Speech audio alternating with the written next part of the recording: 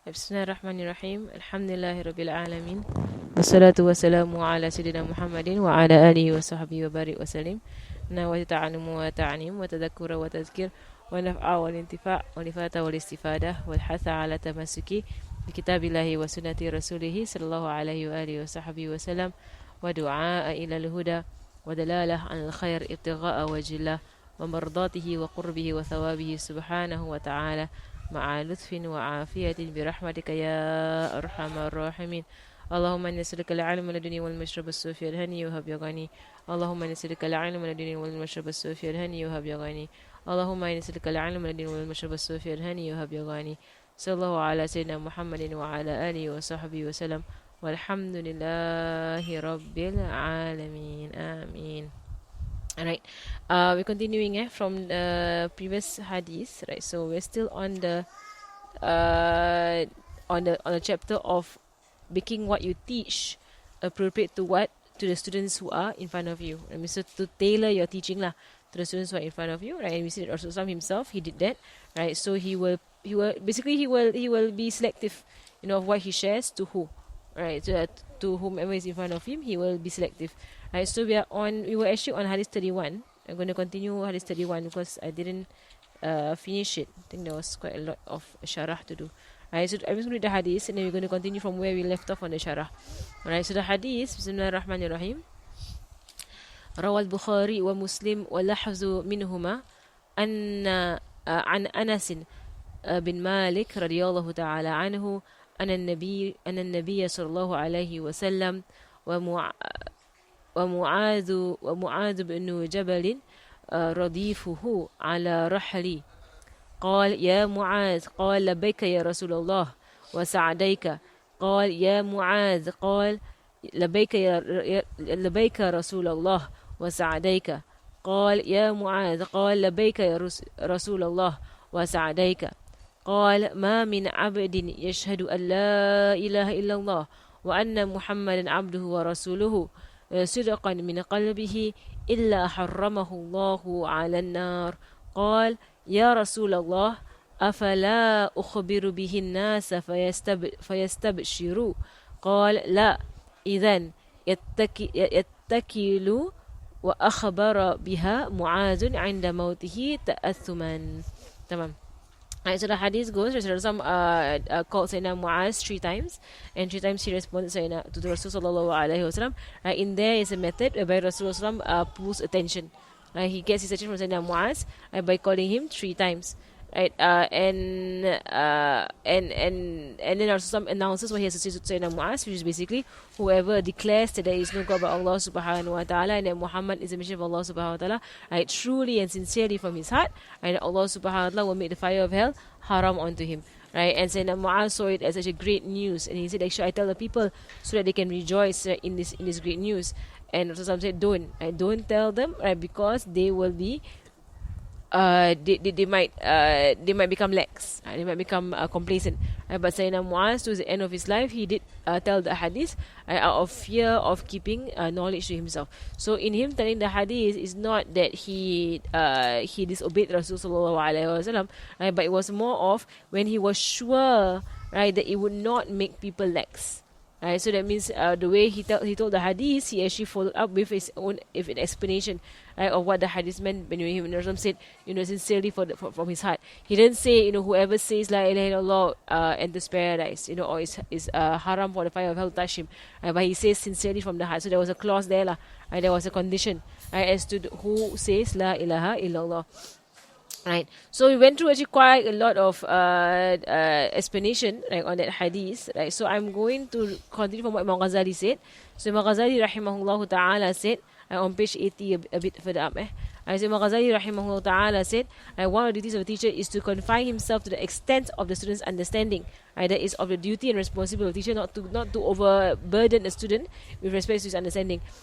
He should not impart to him such matters which his intellect cannot fathom, or else he would alienate him from studying or confuse him, right? Because if you were to give them more than what they are ready for, more than what they can bear, right? So you either make them feel very incapable, right? So they give up, right? And they don't want to participate anymore, right? Or you will confuse them, right? In that because they're not able to grasp what you're about to say or what you're teaching them, right? Then they become confused and they misunderstand everything, right? Thereafter, right? So that's why when it comes to knowledge, there's always a martaba.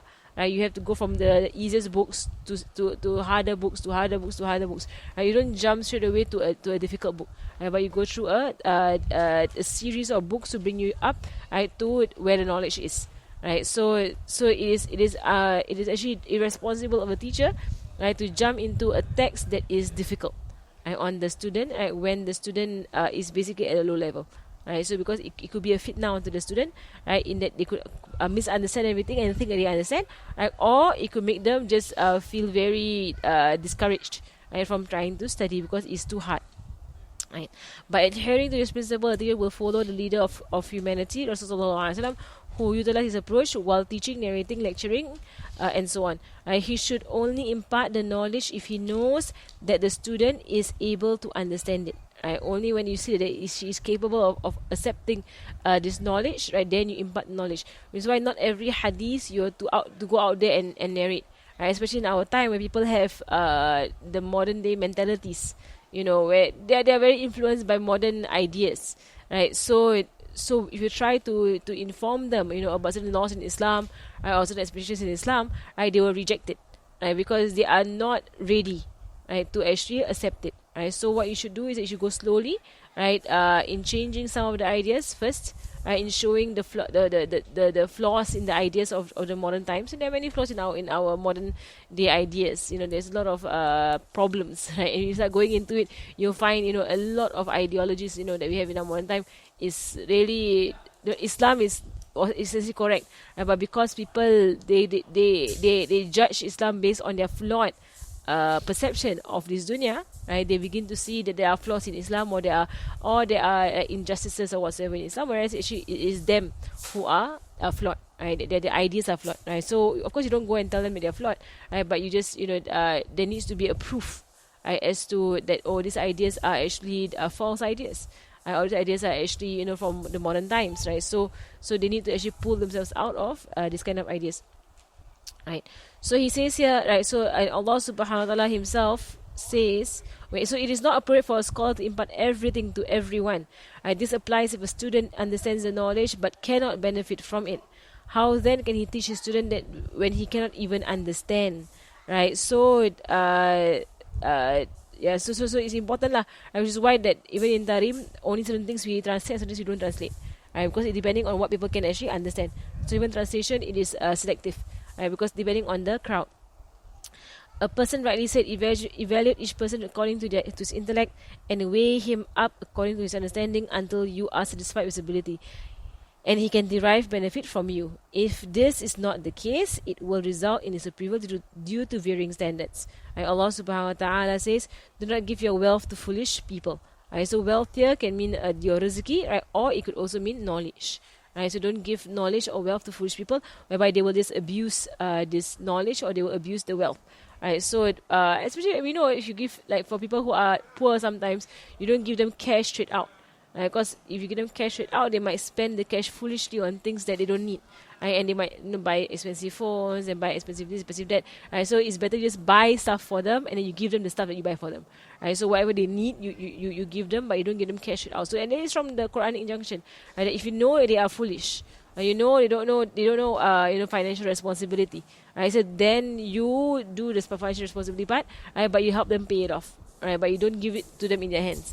Right, because a lot of them actually, a lot of these people, not a lot lah, but there's quite a number. When I was traveling in Indonesia, some parts of it, right, the villages that we went to, that they claim to be poor, right, but they will have like all this PS2 and whatsoever in their houses, and they're all like kampung houses, right. So and they will ask you for money, right. They will ask you for to donate to them.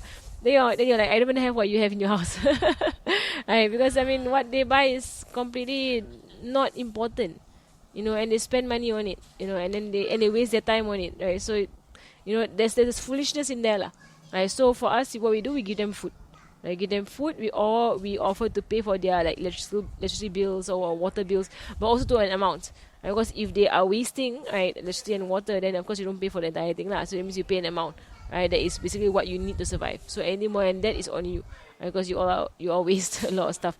And the same thing also with children, right? So some parents are very foolish, right, with giving children more money than they need for allowance.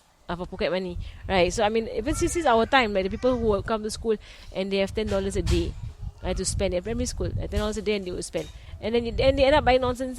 They go bookshop and buy all kinds of nonsense. They buy all kinds of nonsense, and they just waste their parents' money. Right? I know of people whose parents who give them money. Right, when I was in Syria, right, there were people who the amount they would spend in 1 month, Singaporeans, right, is the amount I would spend in 1 year. Literally is the same. Literally, I would spend about 2,000 per year in Syria, right, on my expenses, 2,000 SGD. They would spend 2,000 a month, like on their expenses, and they buy nonsense, buy all kinds of nonsense, right? So it's like, so actually the fault is actually the parents. The parents are the ones, because for me it's my own savings lah. So I'm not gonna spend money because it's my own savings, right? But because their parents spoil them and give them kind of allowance, right? Or like, unlimited allowance. Whenever they want more money, just ask their parents, and the parents send more money, right? So it's like unlimited allowance, right? So because of that, the parents actually, you're breeding people who are irresponsible, right? So just like how we understand this with finances, right? You don't actually give it to them, right? The entire free flow, right? You can give them an amount, right? And you can say this one is enough to buy you, a drink and food. Okay, enough. I know you to give anything else. Of course, better if you just pack for them, and you see them food and just eat that food at school. I don't buy anything at all, because school is full of nonsense, right? And a lot of nonsense food in school, right? Sometimes if let's say you give them the money, right, and then the extra money every day they buy something for their sibling, but food, then do you stop this act? It's not if it's gonna be junk food. Yeah lah, junk food lah. Junk food. Yeah, but I think that's the shortest queue. Yeah, but you don't need, because you already have, your sibling already has stuff at home. The sibling already has stuff at home. Yeah, they don't need it. It's better to save the extra money. Actually, if they have extra money, then you actually give them too much. No. Because got lunchbox. Yeah lah. But Then don't give money lah. don't give money. Yeah. Lunchbox is the food lah. Money is to buy food. But if lunchbox got food, then what give money? Yeah, but takkan nak leave them without any money. But they have food. The money is to buy food. To buy what? Emergency school has a phone. So no need. There's no need. You must think about it. Like, you give them money for what? Okay, how am I going to comment? Right. Okay, yeah. Right, I think about it. It's because it's the culture. Doesn't mean it's right. Like for me, if I have kids, I won't give them any money. I won't give them any money. I'll give them food every day. Because the money just stays in the wallet, not being spent. It's like But he doesn't spend on himself. Yeah, but what's the point? And what was the point? But as I said, what's the point? Of the money lah. Yes, and what's the point of the money in the first place? Because if there's lunchbox, there's enough. Right? Parents give kids money when they can't actually prepare food. When they can't prepare food and you expect them to buy stuff in school, then when I was growing up, my mom gave us 60 cents every day. But we just buy food in school. Yeah, 60 cents every day, primary school. But for us to buy food, because she would not pack for us, because there's 7 of us. So she won't pack for us. Right? But you go to school, you just buy food. Right? So that one is, yeah lah. But there's no need lah. There's no need to give money in hand, because they end up buying nonsense. Even if it's for other people, it's still nonsense. Yeah lah. So, nonsense lah. Yeah, it's unhealthy food. Yeah lah, but it's unhealthy food. It's thoughtful, but it's unhealthy food. Right? So there's no need to do that. Just, like at home, when they have stuff and they don't share, that's when thoughtfulness must come in. That's when thoughtfulness comes in. Right? It is better to give of what you want. Right? Than to just give them, extra stuff from outside. For me personally, if it was me, I would just prepare food for them and just make them take it to school, and I won't give them a single cent. Right? And then if they're in secondary school, I don't know. Secondary school, depending lah. They're a bit older, right? So I'll still prepare food. I'll still give them my own food. I don't have to be eating all this nonsense outside there. No question. So this one, it says here that we have to tell the students what's appropriate at their level or whatever. So, right? So Yeah.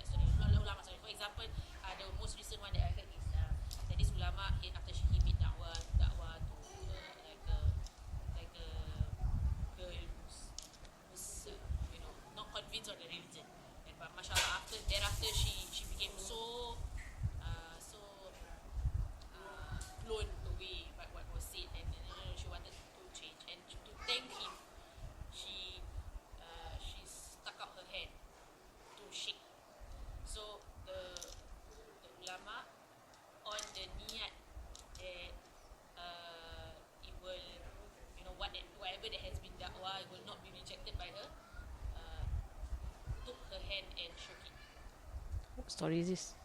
But this was told me just before I came here. So Either after that, because so one, it's either what I do know about the stories of the awliya, is that they don't do this. Sharia never compromise. They never compromise Sharia. Ever. At most, because even if Rasulullah when take the bay'ah with the sahabiyat, he did not touch their hands.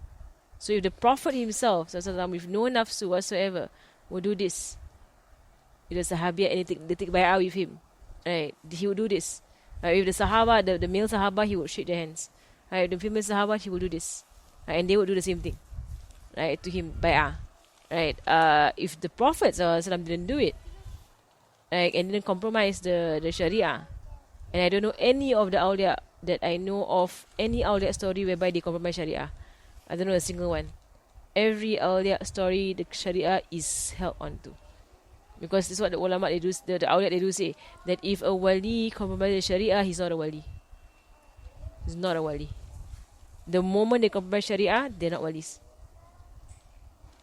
So that means we stick by.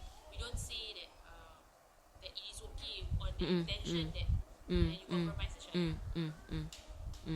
The Sharia is black and white. It's the same as stealing for a sick mother, right? Yeah. Steal the medicine for the sick mother. Yeah, It's the same, yeah, right? yeah. Sharia is black and white. So you look all the awliya, Imam Ghazali, Imam, like the big awliya, they don't have anything in their life story. That's why they call wali, awliya, because they go from act of obedience to act of obedience. They muala, they have continuous act of obedience. Nothing in their life is even close to disobedience. Nothing in their life, right? And their form of disobedience will be like they forgot Allah subhanahu wa ta'ala for a while. So what more if it's a blatant disobedience? It's impossible. It's Impossible. Impossible. And you can't say on a niyat. You know, on a niyat, a lot of people can say on a niyat of this, on a niyat of that. In niyat, like the Hadith says, niyat, a good, intentions is only rewarded if the act is good in and of itself. When the act is good in and of itself. So you can't have like you can't do a bad act and have a good intention and then think you'll be rewarded on your good intention. No. So it's not like they say, oh, the thought that counts. No, the act has to be good. Right? But a good act can be corrupted by a bad intention. But a bad act cannot be rectified by a good intention. Cannot. A bad act cannot be rectified by a good intention. A bad act is a bad act whether or not the intentions are good or bad. But it can't be rectified. So we're talking about the munkar. Right? If it's a munkar, it's a munkar. Right? Whatever the khususon, you could say they don't know the hukum, for example. Right? Or whatsoever. Right? But the munkar is a munkar. And in fact, in the point of a da'wah, right, that point just say, sorry, the ruling of Islam is that men and women do not touch each other. Right? So yes, when such a story comes to you, Yeah, you reject. you reject the story. You reject the story. Because I mean, especially if it's a big wali, it's a big name. Yeah. You reject the story. You reject the story. Under the impression that this ulama is a big wali. Like it's a big wali and he knows what he's doing and yet he still do what he. Then you reject the story. So you reject It's the story. not a true story. You don't try and what do you say? Husnuzon the awliya, the ulama, to say that probably No, munkar is munkar. you don't. Munkar is munkar. It's flat out. It's munkar. It's a munkar. If the Prophet ﷺ didn't do it, then it's impossible that anybody thereafter is allowed to do it. Impossible. Impossible. Right, so munkar is a munkar. I just heard this story before I came here, and I say And I know my teachers, they actually get it they get very upset when people anyhow spread and anyhow believe stories of awliya or ulama who do munkar. And then they say this is a fitna because it allows the common person, right? It opens the door for the common person. yeah. Because the wali did it, the ulama did it. So they say if he really did it, then he is sinful and you must identify that it is a sin. Because when I heard the story, I said, I didn't reject the story because they say it's an ulama. So all I said was, that one is hal ihwal ulama, kita ikut syariah. Everybody ikut Sharia. Everybody ikut syariah. Yeah, nobody is free of the Sharia. Even the Prophet. Nobody is over the Sharia. Everybody is on the Sharia. Right? Nobody is beyond the scope of the Sharia. Impossible. So you can't even say hal ihwal ulama. You reject. Right? Like you can't say like, oh, the wali, like for example, if he didn't pray. You won't say that, oh, he's ready with Allah subhanahu wa ta'ala, doesn't have to pray. It's nonsense. It's nonsense. It's ridiculous. Come here lah. Okay. Oh, we have to go off. Alright. Oh, you see how far we are. Alright, so continuing Alright. So that kind of thing, that kind of stories, like they should not spread it, one thing, because it could have been a misunderstanding. Could have been a misunderstanding on the part of the one who narrated, right? Or didn't see something that actually really didn't happen, right? Or Allahu Alam, right? I mean, you could say that maybe he was wearing a glove, you know, maybe you could say many things that could have possibly happened, right? But it cannot be a outright munkar, right? Okay. Alright.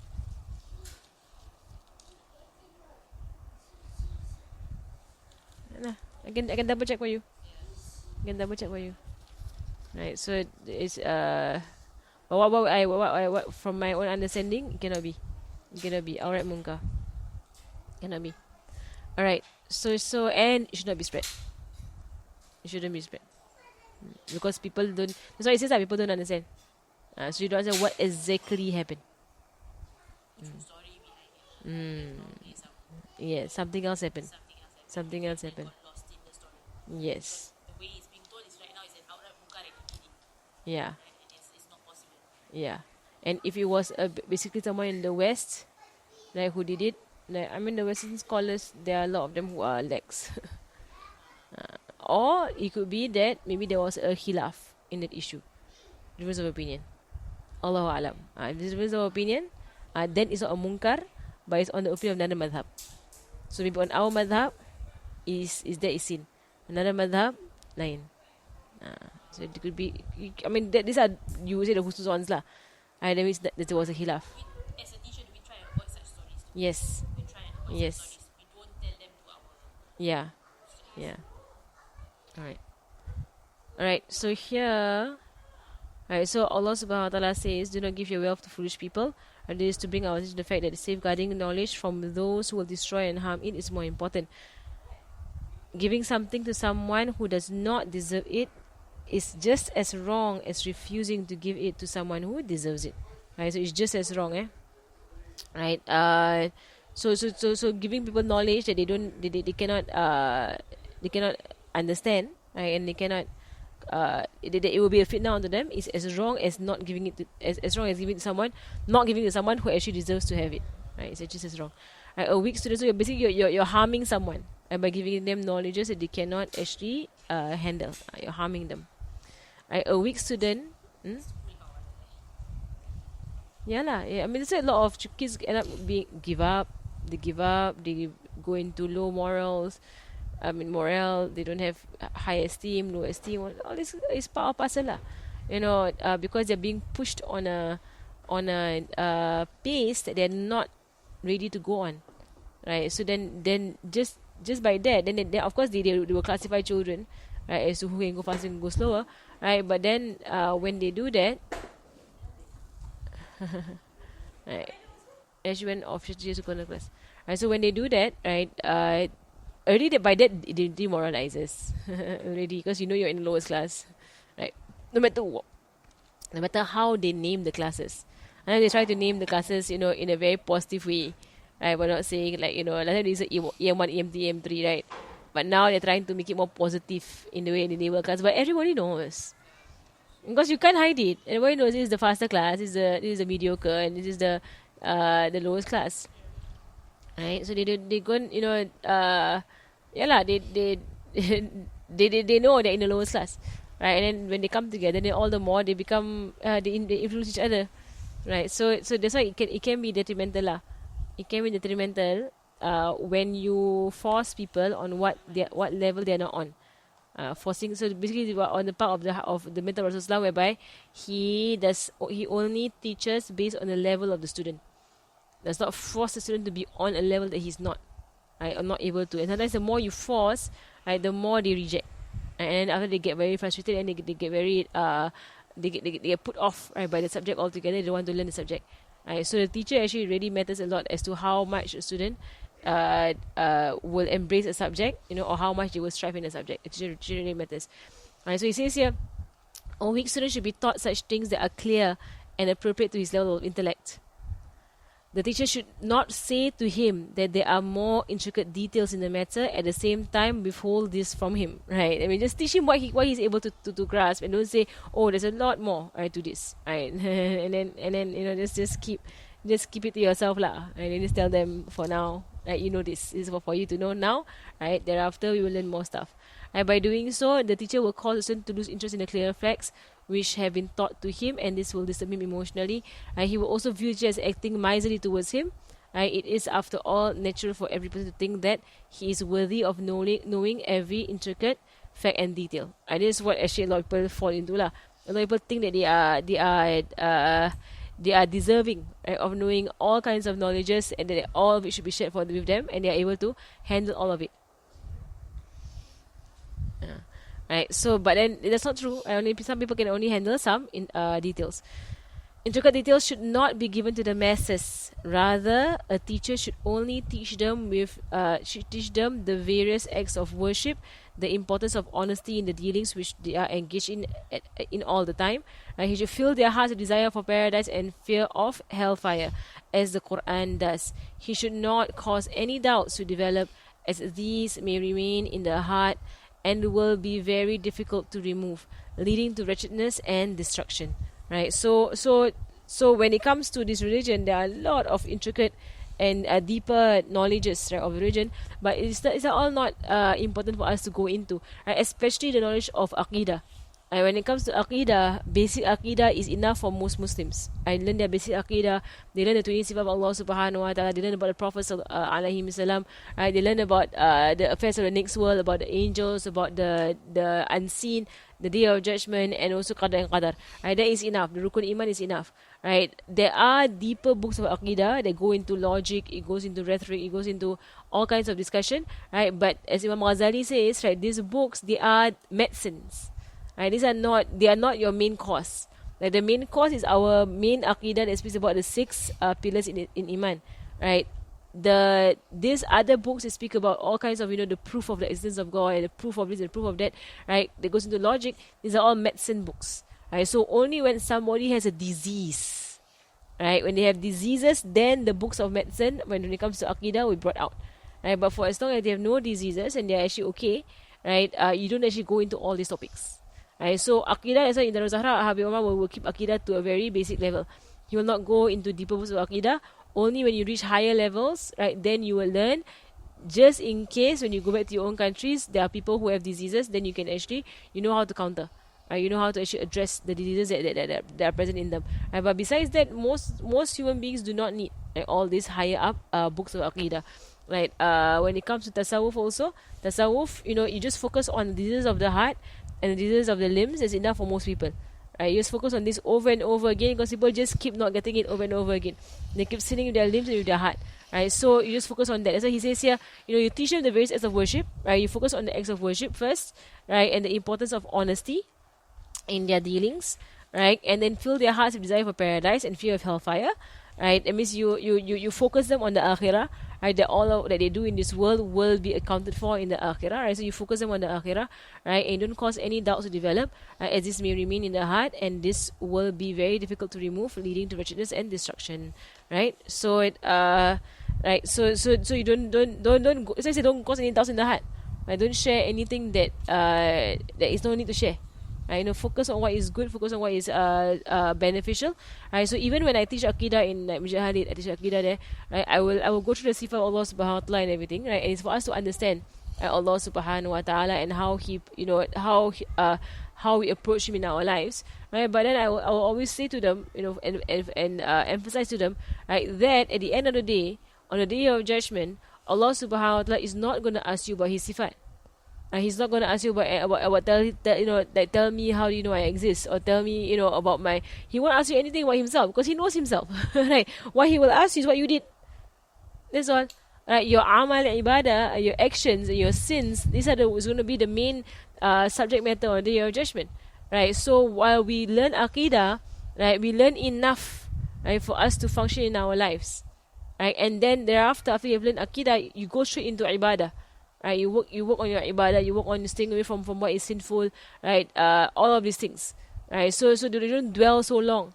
Like in an Aqidah books and so on. It's good to learn, but then there are like books whereby you don't have to, because if you spend so much time on these things, right, then when you're gonna move on to the real work, right, and the real work will be working for the next world. But of course, the Aqidah places in your heart the strength, right, to continue on the real work, right, because of your strength in belief in the next world, right. So by that, the Aqidah pushes you, right, and drives you along the Sharia, right, for you to reach Allah Subhanahu wa Taala, right. But a person should not, do one without the other. So they shouldn't do Sharia without having a firm Aqidah, nor should they just be focused on Aqidah and then just ignore the Sharia part. Right? Because the Aqidah is meant to be a driving force for the Sharia. So you believe in the next world, then therefore you go on further in your ibadah. Right? Getting more, you pray your sunnahs because you know that you will patch up the flaws in your prayer, that kind of thing. Right? So that's why you do these kind of things, right? So so because of your yaqeen in the hereafter. Right, so that's what they says here, right, that you focus on this thing when you teach people, right, you don't have to go into further like things whereby it might just confuse them, right, or it might be a fitna onto them. Right. Imam Abu Amir bin As-Salah, right, said, I think that the reason why Mu'adh radiallahu anhu wrote this hadith at the time of his death, despite Rasulullah prohibiting from doing so, can be explained as follows. Right, Rasulullah sallallahu alaihi wasallam had prohibited him from giving get tidings to people out of fear that those who have no knowledge and experience will become proud, right, of the testimony of Iman and lax. That's what has happened here today. People think all Muslims go to paradise, right, but the thing is that you don't even know whether you're going to die as a Muslim. Right, that's the biggest flaw in the idea that we're all Muslims, we're all going to paradise. Right, who says you are guaranteed your Iman till you die? And no one's guaranteed their Iman. We believe that all believers go to paradise, but no one says you're going to be a believer. And no one has guaranteed that you're going to be a believer. Right? So people who get arrogant about it and say, all those kafir out there will go to hellfire, right? I mean, we don't know who is the kafir and who is the believer. The thing. Right? It is true, all believers go to paradise and all disbelievers go to the hellfire, but you don't know who is who. Right? You can't say you are the believer and they are the kafir. Right? It could be they are the believers and you are the kafir. You don't know. Right? And only after you have died, then you know. Right, so he should not cause any right. So thus Rasulullah conveyed this get tidings specifically to those who had thorough knowledge and whom he felt to be safe from being proud and lax. And Mu'adh radiallahu anhu, he thus informed Mu'adh radiallahu anhu the letter. And the letter also followed this way of Rasulullah in the sense that he too only informed certain people whom he felt worthy of it, fearing the sin of concealing knowledge from them, and Allah knows best. Right, so Sayyidina Mu'adh eventually told this hadith as how Rasulullah did it. So Rasulullah told Sayyidina Mu'adh the hadith, and it's only for him because he understands the hadith. The hadith goes, whoever says La ilaha illallah sincerely from the heart, the fire of hell is haram on him. Right, so he told Sayyidina Mu'adh, and this Sayyidina Mu'adh don't tell the people, right, generally like that, because people might become lax, right, become complacent. Right, but Sayyidina Mu'adh eventually he told people whom he knows will understand. Right, and then he told these people, and these people will tell those who understand, and has reached us through the Sheikh, right, who actually explained to us the hadith that sincerely from the heart means that you act on the La ilaha illallah. Right, so it's not like simply you say La ilaha illallah and then you go out there and you do everything in contrary to Islam. Right, and then you think you're gonna enter paradise, right, or the fire of hell is haram to touch you, right? No, right? You can't say that, right? So sincerely from the heart means you're so convinced, right, the aqidah part, you're so convinced of this religion that your entire life is governed by the laws of this religion. Okay, next hadith. روى الإمام أحمد في مسنده عن عبد الله بن عمرو بن العاص قال كنا عند النبي صلى الله عليه وسلم فجاء شاب فقال يا رسول الله أقبل وأنا صائم قال لا. Where they get this? Yeah, all sounds familiar.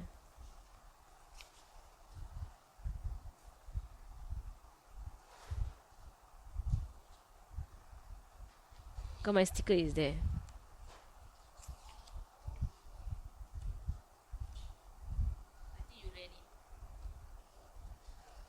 No, because my sticker is there, my bookmark is here.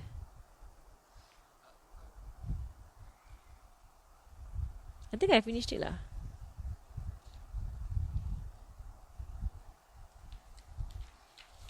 fine. We just do it again. Is it? First time you're hearing it. First time having it. Oh, okay. First time hearing it. Oh, it's not the first time you're hearing it. It's okay. I'll just go through it again.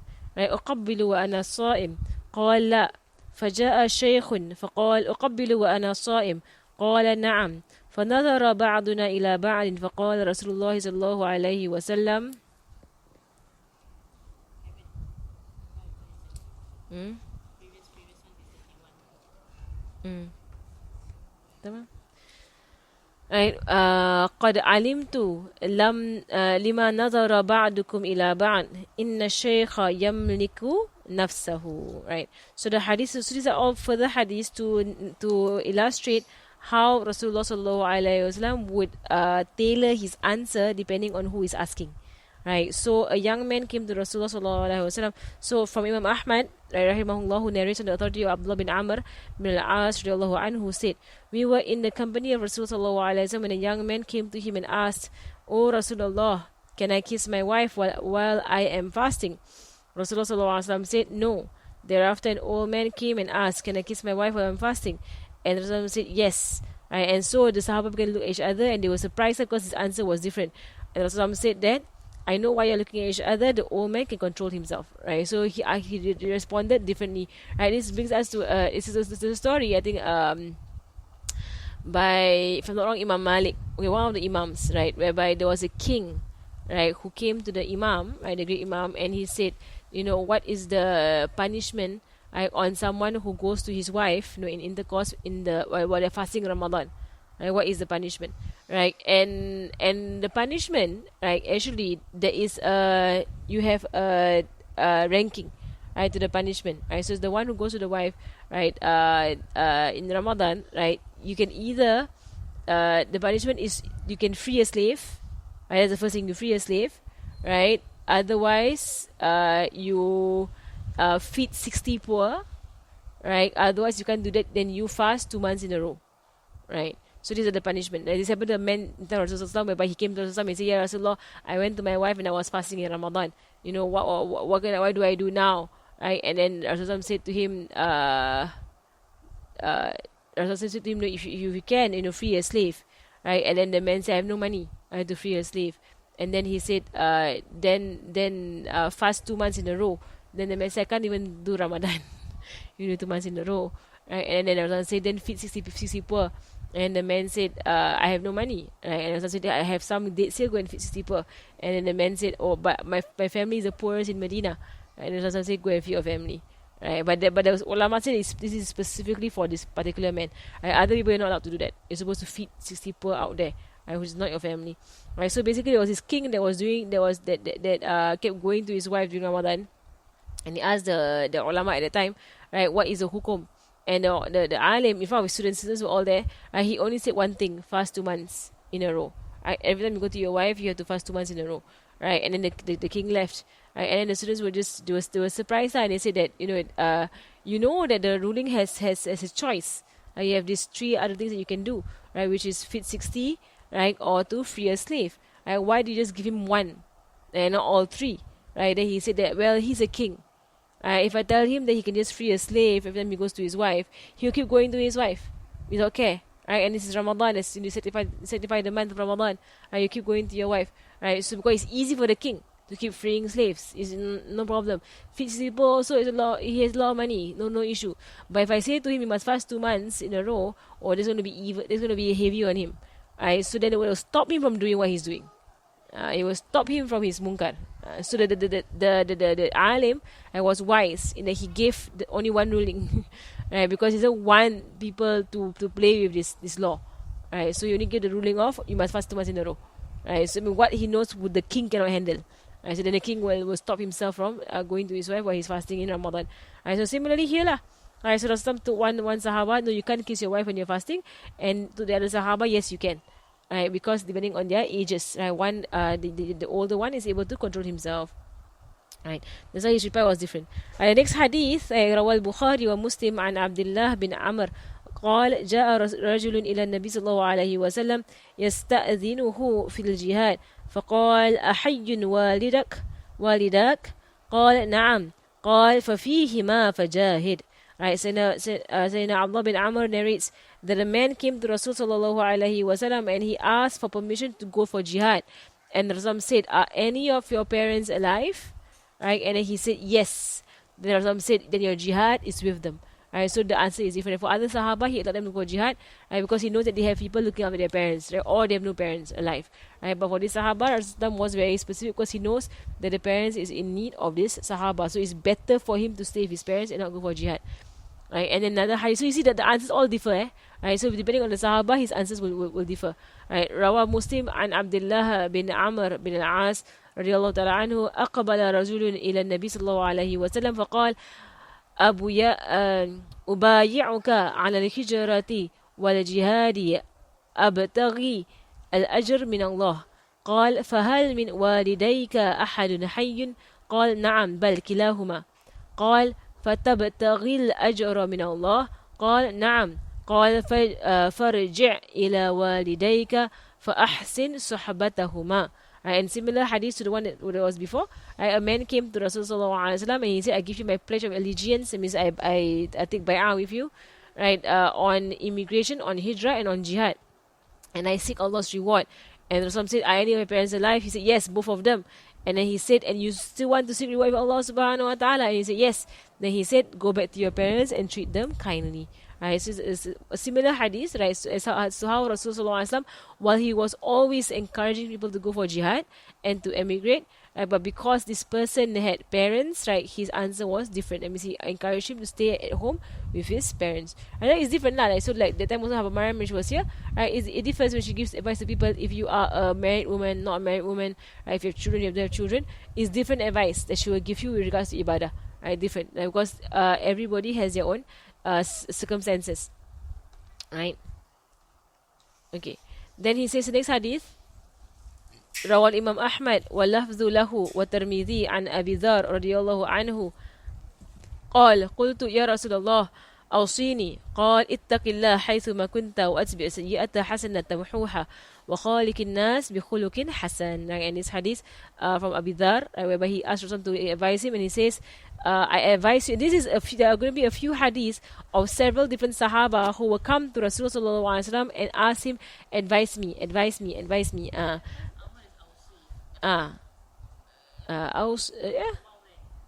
Wasiyah?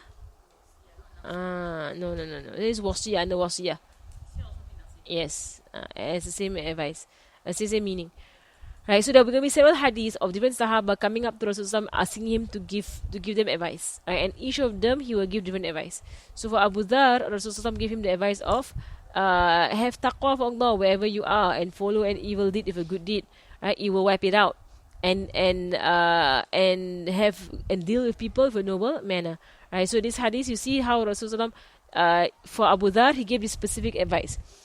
Another hadith from Abu Hurairah, right, he said that a person asked Rasulullah رواه البخاري والترمذي واللفظ منهما عن أبي هريرة رضي الله عنه أن رجلا قال للنبي صلى الله عليه وسلم أوصيني بشيء ولا تكثر علي لعلي أعيه قال لا تغضب فردد ذلك مرارا كل ذلك يقول لا تغضب. Right, so a man came to Rasulullah and said, give me advice but be concise so that I can remember what you say. Right, it means give me a short advice. I want to remember. And Rasulullah said, do not get angry. And the person asked several times for different advice, and each time Rasulullah said the same answer: do not get angry. Right, because Rasulullah knows that this person he has a problem with anger. Right, for Sayyidina Abu Dhar, Rasulullah knows that for him, that if there's an evil deed, then follow it up with a good deed. And the exception for the hadith is that it could be you do the evil deed and you follow up with a good deed, or if someone does evil to you, you follow up with a good deed. And there are two meanings to that hadith. So if someone does evil to you, then you follow up to that person with a good deed. So you don't balance, you don't respond to that person with an evil deed also. Right? There's always you need to do good back to the person. Right? So the words "do not get angry" mean do not present yourself in situations and involve yourself in matters that would cause you to become angry. This is because anger is part of human nature and can't be removed. Right? But it just means that do not act on your anger. Right? Because he knows that this man is somebody who acts on his anger. Okay, Hadith 37, Bukhari and Muslim narrate on the authority of Abu Hurairah radiallahu anhu.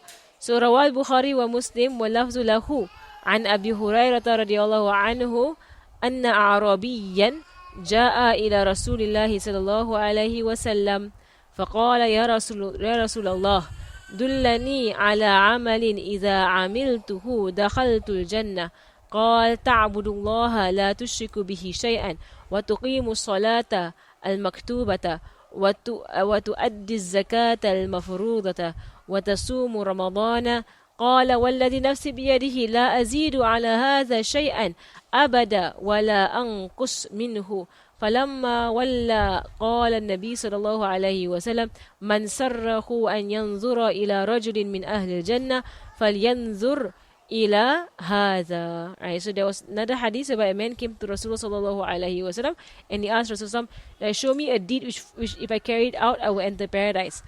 And he says, worship Allah and do not ascribe any partnership to Him, do the prayer, give the zakat, fast Ramadan. And the person said, I swear by Allah, I will never do anything more than this or anything less. And I'm going to do exactly this and this all. Nothing more than this and nothing less. And Rasulullah said, and then the person went away. And Rasulullah said that whoever wants to see someone of paradise, then look at that person.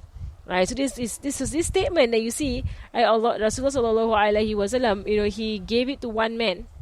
Right, and many of the Sahaba actually do this, right? But it was specifically mentioned that this one man, like he has gotten paradise through what he has done, right? So because different people they have different potentials, and only Allah subhanahu wa ta'ala knows how Allah will reward every individual, I mean what they've gone through in life and what potential Allah subhanahu wa ta'ala gave them. Right? Allah subhanahu wa ta'ala will reward them in accordance to that.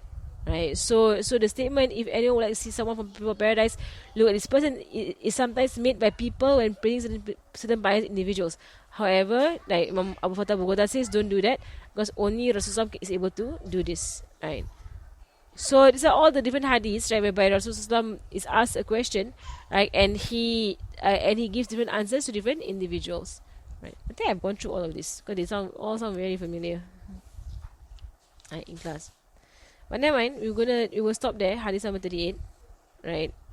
Inshallah next time we'll continue from there. Assalamu alaikum. Okay, hadith 38 and then we'll continue from there. But it's good to revise lah. So even though we went backwards, right, it's good to revise. Right, so hadith 38, later on we will next week we'll continue from hadith 38 onwards. صلى الله على سيدنا محمد وعلى آله وصحبه وسلم والحمد لله رب العالمين. الفاتحة. أن الله يرزقنا علما نافعا وعمل خالص مقبول التعليم والدلالة على الهدى ويصلي بكم النبي صلى الله عليه وسلم والأرواح معالمنا مشايخنا وذوي الحقوق علينا وإلى حضر النبي صلى الله عليه وسلم. الفاتحة.